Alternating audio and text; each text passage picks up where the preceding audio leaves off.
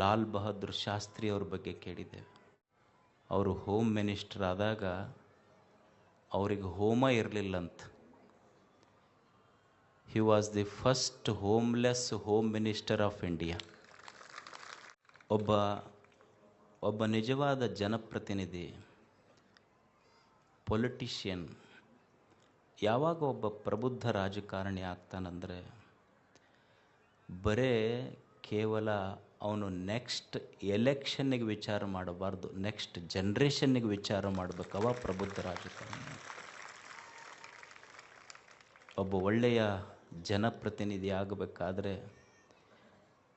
ಯಾವ ಕ್ವಾಲಿಫಿಕೇಷನ್ಗಳು ಬೇಕಾಗಿಲ್ಲ ಇವತ್ತು ಸರ್ಕಾರದಲ್ಲಿ. ಆದರೆ 2 ಕ್ವಾಲಿಫಿಕೇಷನ್ ಇರಬೇಕು. ಒಂದು, ಕೈ ನೀತಿ ಬಿಟ್ಟಿರಬಾರ್ದು, ಎದಿ ದೇಶದ ಬಗ್ಗೆ ಪ್ರೀತಿ ಬಿಟ್ಟಿರಬಾರ್ದು. ಇವೆರಡು ಕ್ವಾಲಿಫಿಕೇಷನ್ ಇದ್ದರೆ ಸಾಕು.